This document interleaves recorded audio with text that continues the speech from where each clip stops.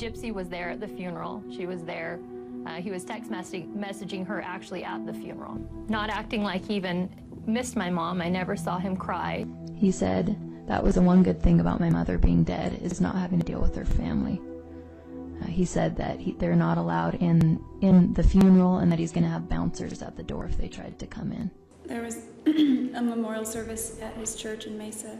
Why did you want to attend those services? I thought that if I didn't show up, it would look suspicious. You actually sent Miss Sarvey irises, right? Yes.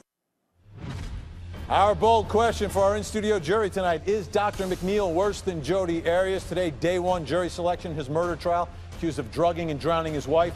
Welcome to the HLNTV.com evidence room. We've got the After Dark prosecution on this side, After Dark defense on that side, and let's do the comparison. Dr. MacNeill versus Jodi Arias, and let's begin here with their two cases. The alleged motives. The alleged motive for Dr. MacNeill to be with his mistress, Gypsy. The alleged motive for Jodi Arias, it was a trip to Mexico that she didn't take. Let's take a listen.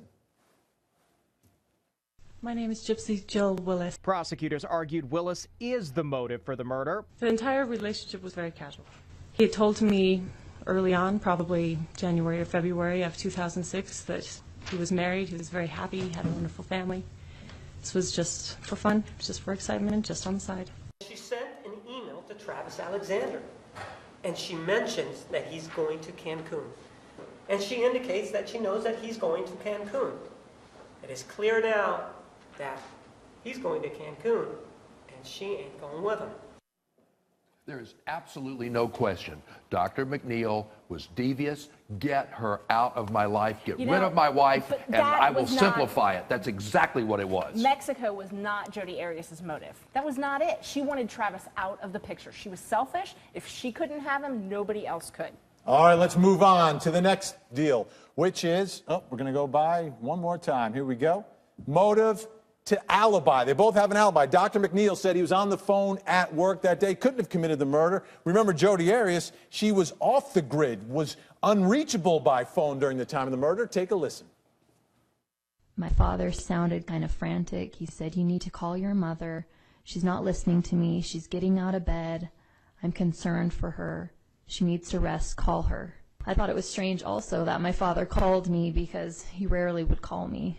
Was that car charger not with you when you were in Pasadena? I couldn't find it. I called Ryan and let him know that my phone was dying. So I wanted to turn off the battery to preserve the juice, turn off the phone to preserve the battery. I didn't want to be without cell phone service or gas in the middle of nowhere driving across the desert in Nevada.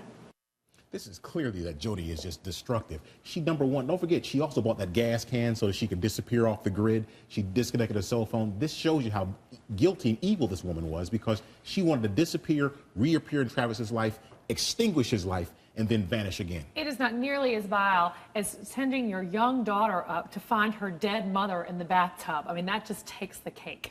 But, but Jodi Arias, I mean, she used a knife. She stabbed him 29 times. Not only that, then she wasn't done with him, so she shot him on top of that. Well, let's take a look at what happens next. Both of them moving on quickly. Within weeks, Gypsy moves into the home, replacing mom as the so-called nanny. Meanwhile, just hours after the murder, Jodi Arias is having a makeout session with Ryan Burns. He needed help with his younger children. He needed just general support, I guess. He was having a very hard time. I would shuttle them to and fro. I would help them with their homework if they needed assistance.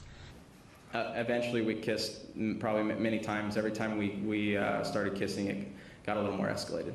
Clothes never came off.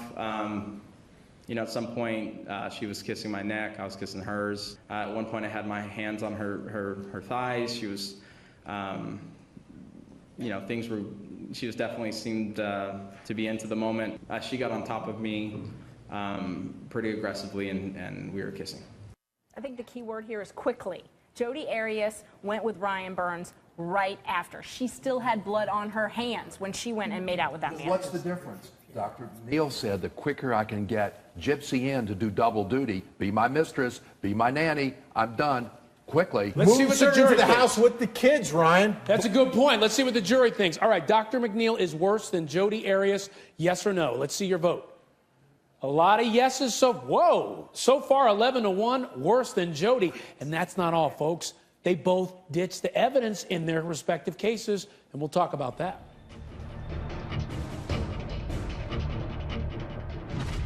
Okay, so someone just Facebooked me that MacNeill and Arias are crazy fanatics. So inevitable, like Dr. Jekyll and Mrs. Hyde, or Miss Hyde, or Mrs. Hyde wannabe.